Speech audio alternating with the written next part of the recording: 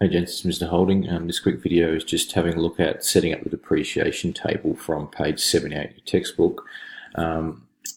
Just move that out of the way. So just following through, basically what we're doing is we're using setting up a depreciation table to use for some of the questions. So I'm going to cheat here because I've done it before, but basically what we're going to do is we're going to put the time in there, copy it exactly out of the textbook, so make sure you put in the right cells. So it's in cell number 2. I'm going to go across and put the percentages across the top there. Obviously made a mistake there, I'll fix that later. And then go ahead and put the years down the side like that, and then put your title in. Okay, I'll just go ahead and fix that. The next step, it says in cell B3 enter the formula. So copy it exactly.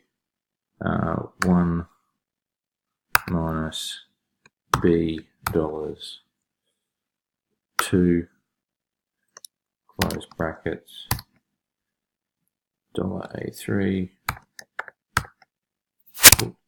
3 and enter.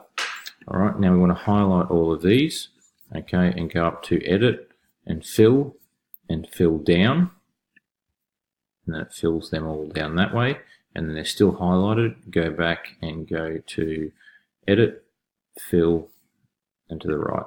I'm just going to fill all the way across. Now to make these numbers a bit more manageable, we're going to go to format cells, numbers, just pick numbers, and we're going to go to 4 decimal places maximum. Okay, and you'll notice these are all there, and these numbers now should match exactly what you've got in your textbook. Okay, so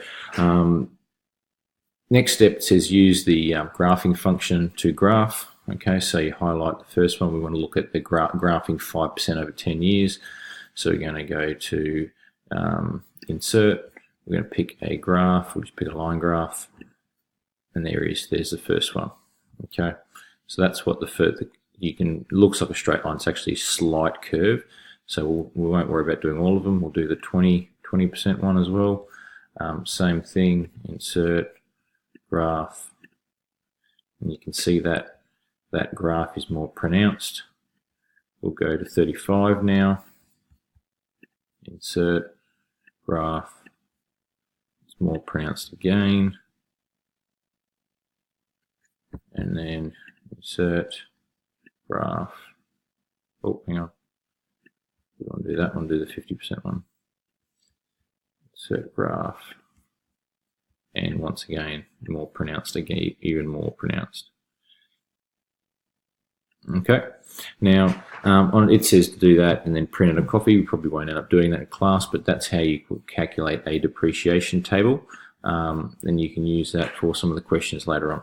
Okay, I hope you found this helpful.